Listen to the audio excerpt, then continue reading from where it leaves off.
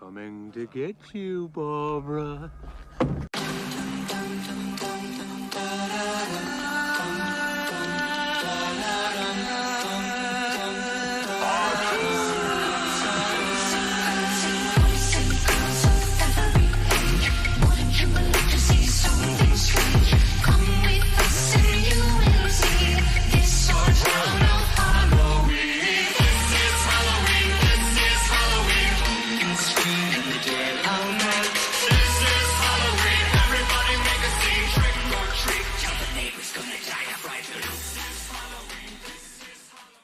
Let me just say first, I don't like Christmas horror.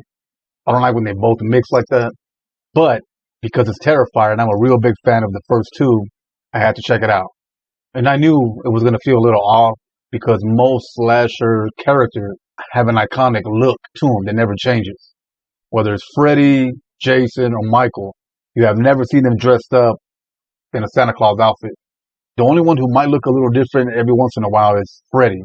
And that's only because he haunts you in your dreams. So he's going to switch it up here and there. And I didn't like Art looking like Santa Claus, but I still wanted to give it a chance. One of the first things I noticed, 2 hours long. Like, oh no. I've said it before. Very few movies deserve to be 2 hours or need to be 2 hours, especially a horror movie. It does not need to be 2 hours. The first thing I didn't like is at the very beginning, there's a scene where Art starts hacking away at a man who's laying in bed with his wife. And she doesn't hear it. She doesn't notice it. She doesn't feel it. Nothing. Then after a few hacks, she turns around and starts screaming. Oh, man, like, wait. I know this is not a realistic movie, but some things you can't just suspend disbelief. Not to that degree. The makeup. It looks like it has a much higher budget than the first and second one. Really good. Very realistic, very believable, and it's so realistic that it might be mixed with a little CGI. It just looks too good. Oh, and one thing that's missing is the 80s music. The 80s vibe is gone. I really like that, especially when it came to the second one. The whole 80s vibe, the music, yeah, it took you back to the old 80s slasher. What you get now in this one is a lot of Christmas music. I don't want to hear that music during October, man. Come on, man. They get 2 months of that music, November and December. But, it's a Christmas horror movie, so. And since it is 2 hours long, it does drag. There are parts that could have been easily cut out, just left on the cutting room floor. And it still would have been the same movie. I was a little disappointed to find out that Art can't drink. He doesn't like alcohol. I don't know. I like my horror characters to be immune to anything. But he takes a shot at a bar and he doesn't like it. Now, when it comes to the gore, it's in here. Definitely in here. And it's very creative. That's one thing about Terrifier.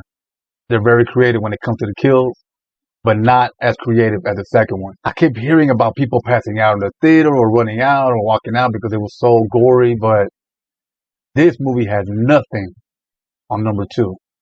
They can't top that bedroom scene. They can't.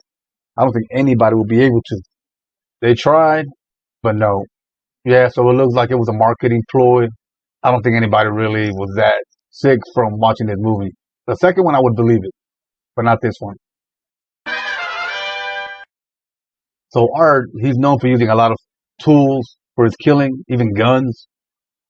But in this one, he uses almost like a fire extinguisher, but it freezes you, turns you into ice, and then he breaks you apart. It's almost like No Country for Old Men when he walked around with a nail gun. And the jump scares are terrible. There was no effort into them, nothing clever. It didn't scare you. It was just lazy. Like, what was that? And not only was he using the freeze gun, but now he's using bombs. He's a terrorist. Yeah, he blows up a Santa Claus meet and greet at the mall. Using a gun was kind of weird, but now bombs? I'm like, okay. One thing I really did like, and I'm pretty sure the creators of Terrifier are huge fans of his, which is why he makes a cameo But I really did like seeing Tom Savini pop up. That was cool.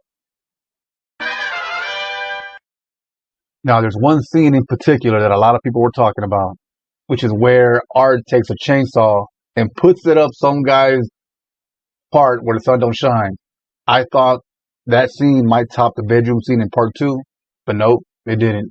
It's brutal. It's really crazy to look at. I mean, not only from behind, but he flips him in from the front too.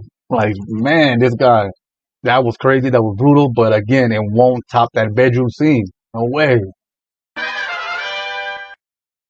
And why did they have to bring in religion? But yeah, there's a scene here where one of the characters has a crown of thorns placed on her head. And Art's sidekick starts telling her there is no God, there is no God. Like, no. Nah, I don't like that. When it comes to slashers, but The Exorcist and those kind of movies, that's perfectly fine, man. That makes a lot of sense. You have to bring in religion and God. That's okay. But not slasher. To me, Terrifier 2 was the movie that they actually wanted to make. Because part 1, they had a small budget. You can tell because the makeup wasn't really there. The story is very short. Still good, but I think part 2 is where they really got it right. This one, I think, is more of a cash grab. And it's a weird cash grab because it's done by the creators who made the franchise to begin with. But what they're hoping for is that it'll do good numbers for Halloween, for October. And because it's Christmas related, they can still make their money during Christmas. But I don't think a lot of people are going to feel the same way about this one like they felt about part 2. In one of the final scenes, they use rats. And it's been done before, where you heat up one side to make the rats go in the other direction, and they eat their way through, but they could have been a little more creative, a little more original.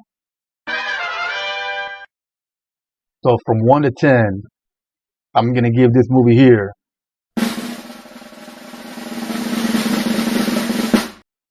a solid 4. It's not rewatchable. I wouldn't want to watch it again, and I'm not going to recommend it. I'll recommend 1 and I'll recommend 2.